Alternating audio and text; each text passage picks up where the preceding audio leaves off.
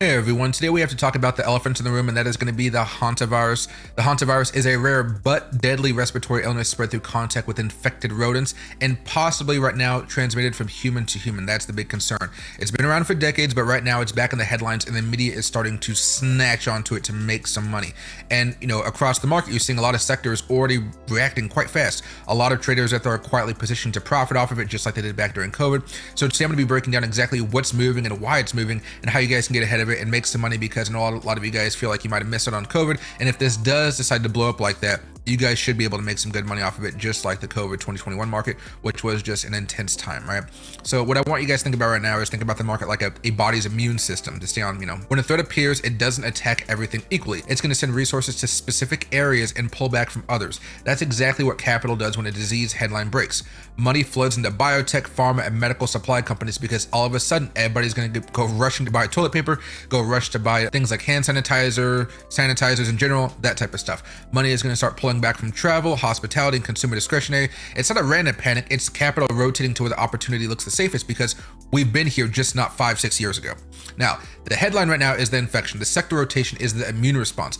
Understanding that one concept is going to change how you guys are going to be looking at this outbreak news for a long time. You're not going to be asking, is this scary, and start asking, where is the money moving? Fear, that's just going to be the noise that you guys don't have to care about. The capital flow is going to be the signal. You guys are already looking today. Bitcoin is down, the stock market's down here. And that fear, while it's just noise, you have to see there are already certain sectors taking off because people are positioning themselves for this to get worse. Now, it's a massive bet, but that's what they're doing. Now, here's what I'm doing. If this disease outbreak starts gaining mainstream media traction and the media starts picking up on it for more and more clicks, then your first watch list should really be focusing on small cap biotech and diagnostic companies.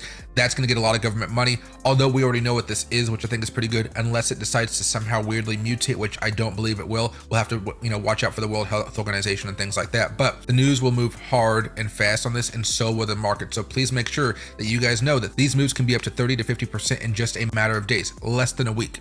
Now, you're not betting on the virus because right now, even though the media is trying to hype it up, it hasn't really caught on just yet. I think it's trending on X, but not so much on social media as a whole just yet. But what you are going to be betting on is the market's response to it. The key is going to be catching that move in the first 48 to 72 hours of coverage. After that, the speculation is already priced in and you're going to be chasing. Although, if it starts to hype up even more, we have a case in America, a case in Canada, somewhere close to us, you can expect a lot of panic to start ensuing and people running to go get certain things, which will be an absolutely horrible thing.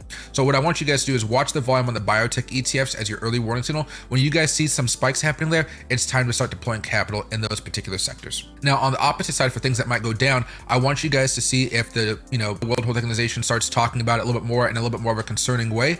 Then you guys have to start really looking at airlines, cruise lines, and hotel stocks, because those are going to be easy opportunities to short, and you're going to be shorting, but the big money is going to be pushing those things down with heavy short positions for a temporary amount of time. So please be careful with that type of stuff. They're not going to collapse immediately because they've already been under pressure because of all the gas prices and stuff like that.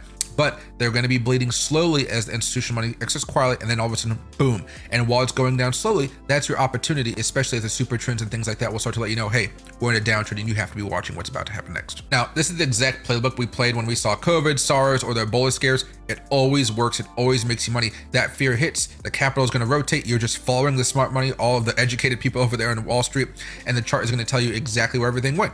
It went to biotech, consumer products like, wipes, whatever you want to call it. And then of course, things that went down was like Hertz, anything related to travel really had a really bad time. Real estate had a really bad time for a minute, and then all of a sudden it exploded. But I don't know if Donald Trump is actually going to, I don't believe Donald Trump is going to shut down the country even if it gets bad. He saw what happened during COVID and how bad that hit his ratings, how many people were mad about it, how long it took for the economy to open back up, how much money we spent to keep everybody at the houses. It was an absolute crazy time, and I don't think he's going to do it. But let me know what you guys think. Do you guys think Trump would shut down the government if it got that bad? I still remain very, very skeptical.